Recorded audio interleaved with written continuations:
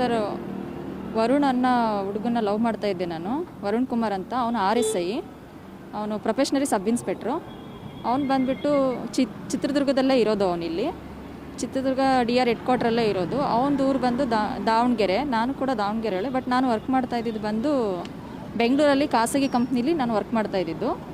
ಅವನು ಟ್ರೈನಿಂಗಿಗೆ ಬಂದಾಗ ಇಬ್ಬರಿಗೂ ಪರಿಚಯ ಆಗಿ ಇನ್ಸ್ಟಾಗ್ರಾಮಲ್ಲಿ ಇಬ್ಬರು ಮಾತಾಡಿಕೊಂಡು, ಹಾಗೆ ಇಬ್ಬರದು ಸಲಿಗೆ ಎಲ್ಲ ಸ್ನೇಹ ಆಗಿ ಮತ್ತು ಅದು ಪ್ರೀತಿ ಕನ್ವರ್ಟ್ ಆಗಿ ಇಬ್ಬರು ಮುಂದುವರೆದ್ವಿ ಸರ್.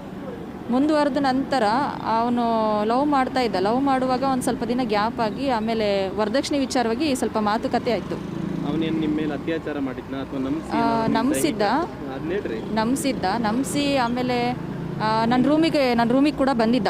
ನನ್ನ ರೂಮಿಗೆ ಕೂಡ ಬಂದು, ಇಲ್ಲ ಮದುವೆ ಆಗ್ತೀನಿ, ನೀನೇನು ಹೆದರಬೇಡ ಅಂತೇಳ್ಬಿಟ್ಟು ನಂಬಿಸಿ ಇಬ್ಬರು ನಡುವೆ ದೈಹಿಕವಾಗಿ ಇಬ್ಬರು ನಡುವೆ ಎಲ್ಲ ನಡೆದೋಗಿತ್ತು ಸರ್. ಅದಾದಮೇಲೆ ಕ್ವಾರ್ಟರ್ಸಿಗೆ ನಾನು ಊರಿಗೆ ಹೋಗ್ತೀನಿ ಅಂತ ಅಂದರೆ ಅವ್ನು ಇಲ್ಲೇ ಇಳಿಸ್ಕೊಳ್ಳೋಣ. ಯಾಕೆಂದರೆ ಇರೋ ಒಂದಿನ ರಜದಲ್ಲಿ ನನಗೆ ಹೋಗಿ ಬರೋಕ್ಕಾಗ್ತಿರ್ಲಿಲ್ಲ. ಹಾಗಾಗಿ ಇಲ್ಲೇ ಕ್ವಾರ್ಟರ್ಸಿಗೆ ಕರ್ಸ್ಕೊಂಡು ಹೋಗೋನು. ಅವನು ಬಸವೇಶ್ವರ ನಗರದಲ್ಲಿ ಕ್ವಾರ್ಟರ್ಸ್ ಇದೆ, ಪೊಲೀಸ್ ಕ್ವಾರ್ಟರ್ಸು. ಅಲ್ಲಿಗೆ ನನಗೆ ಕರ್ಸೋನು. ಅಲ್ಲಿಗೆ ಮದುವೆ ಆಗ್ತೀವಲ್ಲ, ಯಾಕೆ ಹೆದರಬೇಕು ಅಂತೇಳಿ ಎಲ್ಲರ ನಡುವೆನೂ ರಾಜಾರೋಷವಾಗಿ ನನಗೆ ಕ್ವಾರ್ಟರ್ಸಿಗೆ ಕರ್ಕೊಂಡು ಹೋಗೋನು ಸರ್.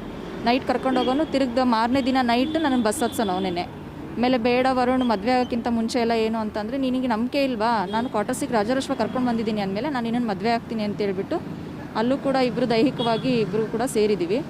ಆಮೇಲೆ ಅವ್ರ ಅಪ್ಪ ಅಮ್ಮಗೂ ಕೂಡ, ಅವ್ರ ಅಪ್ಪನ ಹೆಸರು ನಾಗರಾಜ್ ಅಂತೇಳಿ, ಅವ್ರ ಅಪ್ಪ ಅಮ್ಮ ಕೂಡ ಮೀಟ್ ಮಾಡಿಸಿ ಮದುವೆ ಮಾಡ್ಕೊಳ್ತೀನಿ ಅಂತ ಹೇಳಿ ಹೋಟೆಲ್ಗೆಲ್ಲ ಕರ್ಕೊಂಡು ಹೋಗಿದ್ದಾನೆ ಸರ್. ಹೋಟೆಲಲ್ಲೆಲ್ಲ ಪರಿಚಯ ಮಾಡಿಸಿ ಇಬ್ಬರು ಫ್ಯಾಮಿಲಿಯೆಲ್ಲ ಕೂತ್ಕೊಂಡು ಜೊತೇಲಿ ಊಟ ಮಾಡಿದ್ದೀವಿ, ಎಲ್ಲ ಆಗಿದೆ. ಎಲ್ಲ ಆದಮೇಲೂ ಕೂಡ ಆಮೇಲೆ